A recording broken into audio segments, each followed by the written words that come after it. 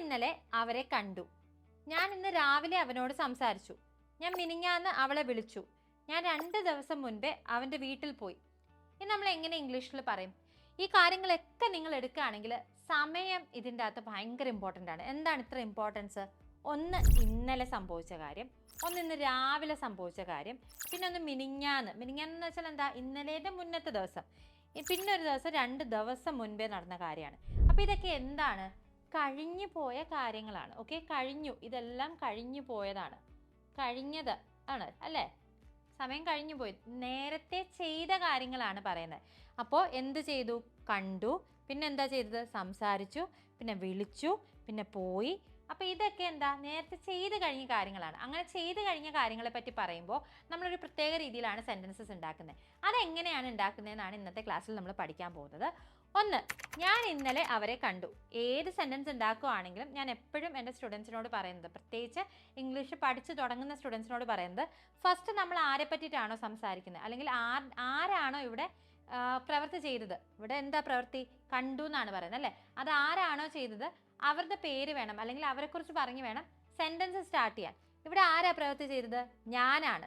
ഞാൻ ഇന്നലെ അവരെ കണ്ടു എന്നാണ് പറയുന്നത്. അപ്പം ഞാൻ, ഐ, എന്ത് ചെയ്തു? ഇന്നലെ അവരെ കണ്ടു. ഇനി നമ്മൾ ആരാണ് ചെയ്തതെന്ന് കഴിഞ്ഞ് കഴിഞ്ഞാൽ എന്താണ് പ്രവൃത്തി എന്ന് എഴുതണം. എന്താ ഇവിടെ പ്രവൃത്തി? ഞാൻ ഇന്നലെ അവരെ കണ്ടു. ഇതിലെന്താ പ്രവൃത്തി? കണ്ടു എന്നുള്ളതാണ്. കാണുക എന്നുള്ളതിന് നമ്മൾ സി എന്നാണ് ഇംഗ്ലീഷിൽ പറയാം. അപ്പോൾ കണ്ടു എന്നുള്ളതിന് നമ്മൾ എന്താ ഇംഗ്ലീഷിൽ പറയാം? സിയുടെ പാസ്റ്റ് ഫോം, അതായത് സോ. ഐ സോ എന്ന് വെച്ചാൽ എന്താ? ഞാൻ കണ്ടു. ഞാൻ കണ്ടു, ഐ സോ. എന്താ കണ്ടത്? അവരെ കണ്ടു. അവരെ എന്നുള്ളത് നമ്മൾ എന്താ ഇംഗ്ലീഷിൽ പറയാം? അവരെ എന്നുള്ളത് നമ്മൾ ഇംഗ്ലീഷിൽ ദം എന്നാണ് പറയാം, dum. Okay, I so dum. ഞാൻ അവരെ കണ്ടു. എപ്പോൾ കണ്ടു? സമയം ബിഗിനേഴ്സിന് ഏറ്റവും സേഫ് സെൻറ്റൻസിൻ്റെ അവസാനം എഴുതുന്നതാണ്. കാരണം മോസ്റ്റ് ഓഫ് ദി കേസസിൽ നമ്മൾ സെൻറ്റൻസസിൻ്റെ അവസാനം തന്നെയാണ് സമയം എഴുതുന്നത്. ചില കേസസിൽ നമുക്ക് സെൻറ്റൻസിൻ്റെ തുടക്കത്തിൽ സമയം എഴുതാൻ പറ്റില്ല. അപ്പോൾ ആ കൺഫ്യൂഷൻ ഒഴിവാക്കാൻ വേണ്ടിയിട്ട് നമ്മൾ സമയം എപ്പോഴും സെൻറ്റൻസിൻ്റെ അവസാനം പറയുന്നതാണ് കുറച്ചുകൂടി safe. So I so dum, ഇന്നലെ എന്ന് പറയുമ്പോൾ യെസ്റ്റർഡേ. ഇവിടെ ഐ ആം സീയിങ് ദം എന്ന് പറയില്ല, ഐ സീ ദം എന്ന് പറയില്ല, ഐ സീഡ് ദം എന്ന് പറയില്ല. ഇങ്ങനെ പറയൂ, I so dum yesterday. So എന്നേ പറയുള്ളൂ. ഓക്കെ, ഇനി അടുത്ത സെൻറ്റൻസ് നോക്കിക്കേ. ഞാൻ ഇന്ന് രാവിലെ അവനോട് സംസാരിച്ചു. ഇവിടെ ആരാണ് പ്രവൃത്തി ചെയ്തത്? ഞാൻ ഇന്ന് രാവിലെ അവനോട് സംസാരിച്ചു. എന്താ പ്രവൃത്തി? സംസാരിച്ചു, അതാണ് പ്രവൃത്തി. ആരാണ് സംസാരിച്ചത്? ഞാൻ. സോ ഞാനാണ് പ്രവൃത്തി ചെയ്തത്. So will start with I. ഇനി എന്താണ് ഞാൻ ചെയ്ത പ്രവൃത്തി? സംസാരിച്ചു. സംസാരിക്കുക എന്നുള്ളത് നമ്മൾ എന്താ പറയുക? നമ്മൾ ടോക്ക് എന്ന് പറയും. സംസാരിച്ചു എന്നാകുമ്പോഴത്തേക്ക് അത് ടോക്ഡ് ആകും, talked. Okay, talked. So I talked.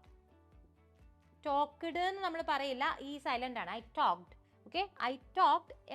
എന്ത് സംസാരിച്ചു? ഞാൻ ഇന്നലെ അവനോട് സംസാരിച്ചു. അവനോടാണ് സംസാരിച്ചത്. So I talked to him. ടോക്കിൻ്റെ കൂടെ നമ്മൾ ആരോടാണ് സംസാരിച്ചത് എന്ന് കാണിക്കാൻ വേണ്ടിയിട്ട് ടു ചേർക്കണം. ഓക്കെ, ഇപ്പോൾ അവളോടാണെങ്കിൽ ടോക്ഡ് ടു ഹർ, അല്ലെങ്കിൽ ഞങ്ങളോടാണെങ്കിൽ ടോക്ഡ് ടു അസ്.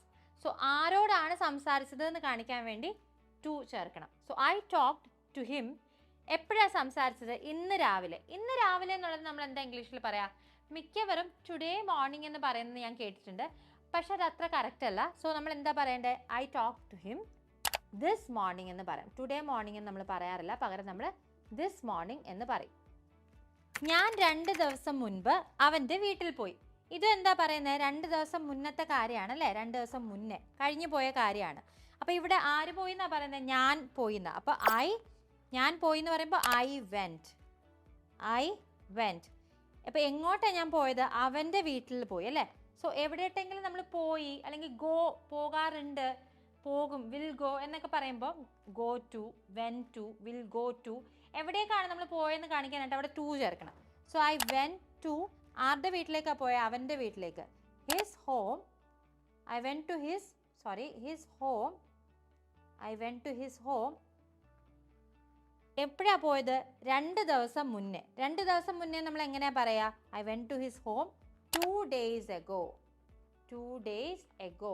2 ദിവസം മുന്നേ എന്ന് പറയാൻ വേണ്ടിയിട്ടാണ് നമ്മൾ 2 days ago എന്ന് പറയുന്നത്. So I went to his home 2 days ago. ഞാൻ 2 ദിവസം മുൻപേ അവൻ്റെ വീട്ടിലേക്ക് പോയി.